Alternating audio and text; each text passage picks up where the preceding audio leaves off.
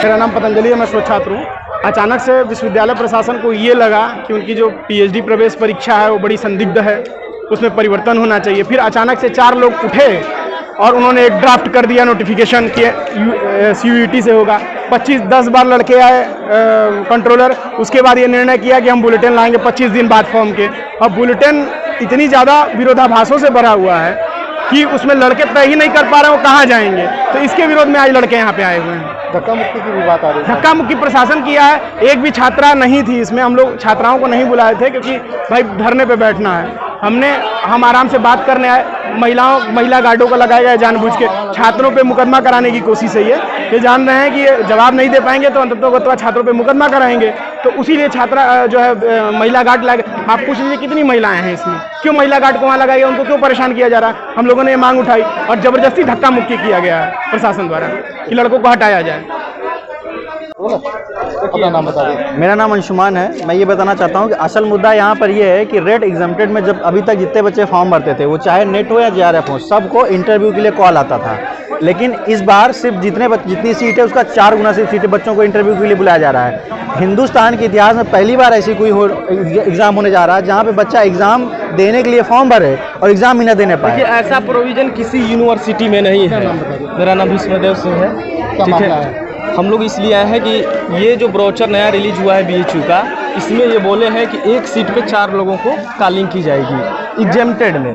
लेकिन पहले क्या होता था या अभी भी किसी यूनिवर्सिटी में आप देख लीजिए, चाहे DU का भी इंटरव्यू चल रहा है, वहाँ जितने भी लोग नेट जो लोग होते हैं सभी लोगों को बुलाया जाता है। ऐसा कहीं कोई प्रोविज़न नहीं है कि एक सीट पे 4 टाइम्स लोगों को कॉलिंग। एग्जेम्प्टेड का मतलब ही होता है और इन्होंने एग्जेम्प्टेड और जो रेट के थ्रू सीटें हैं CUET के थ्रू, जो एग्जामिनेशन के थ्रू होनी है, उसके लिए इन्होंने क्या किया है कि JRF के लिए 5 नंबर एक्स्ट्रा इन्होंने रखा है, जबकि ऐसा कहीं नहीं होता है। जब आप एग्ज़ाम ले रहे हैं तो उसके लिए कोई एक्स्ट्रा आपको मार्क्स देने की कोई ज़रूरत नहीं है। और बहुत सारी ऐसी क्राइटेरिया ये रखे हैं जो कि फुलफिल ही नहीं कर पाएंगे। अब बताइए परसेंटाइल पे ये कॉलिंग करेंगे, ऐसा किसी यूनिवर्सिटी में नहीं होता है। आप असिस्टेंट प्रोफेसर बनने के लिए भी UGC ने ही क्राइटेरिया रखा है कि आपके पास नेट होना चाहिए।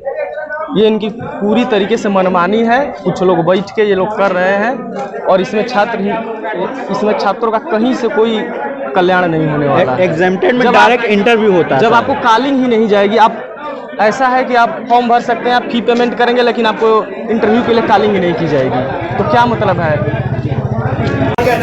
हमारे प्रोफेसर चले गए JDU, हम सीट नहीं दे रहे, कहाँ जाएगा?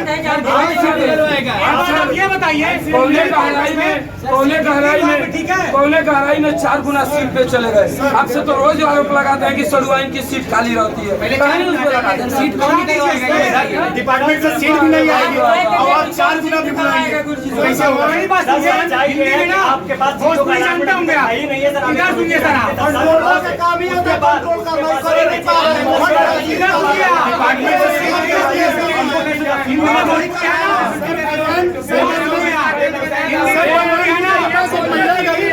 कि मेरे लड़के को बोले कि चीनी कम कर दे, नहीं कर सकता। अरे भैया से फोन करवा दोगे। वो प्रोफेसर 15 मिनट इंटरव्यू हुई। मेरा नाम अश्वनी है। 2-3 चीज़ें ये हैं जो ध्यान देने लायक है कि रेट वाला उसके लिए होता है जो लोग नेट और JRF नहीं होते हैं, उसमें एक्स्ट्रा नंबर दे के JRF वालों को, जो नॉन नेट लोग हैं उनको हटाया जा रहा है। पहली चीज़ ये, जबकि रेट उसी के लिए होता है जिसके पास नेट JRF नहीं है।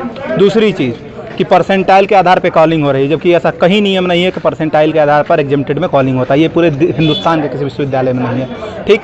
और तीसरी चीज़ ये है कि नंबर जो दिया जा रहा है पर 4 गुना कॉलिंग का, तो 4 गुना कॉलिंग का नियम तो हिंदुस्तान में कहीं नहीं है कि आप अगर नेट और JRF हैं तो आपको 4 गुना बुलाया जाएगा। हम लोग की बेसिक मांगे ही। और दूसरी चीज़ें कि एफिलिएटेड कॉलेज में जो सीटें खाली हैं उन सीटों पे ना दिया जा रहा है, मनमानी किया जा रहा है। और डिपार्टमेंट में भी जो सीटें प्रोफेसर्स के अंदर खाली हैं वो अपनी सीटें पूरी नहीं दे रहे हैं, तो उसके लिए हम लोग लगाएंगे कि जो सीट है उसको इंक्रीज किया जाए, नंबर ऑफ जो 4 है कॉलिंग के लिए उसको हटाया जाए, और रेट में जो एक्स्ट्रा 5 नंबर दिया जा रहा है उसको हटाया जाए। हम लोग की यही बेसिक मांग है। आज यहाँ पे आके अब क्या हुआ है? अभी तो कंट्रोलर साहब से बातचीत हो रही है, अभी उन्होंने मतलब कोई ठोस मतलब नतीजे पर नहीं पहुँचे कि हम लोग इस पे क्या लेंगे।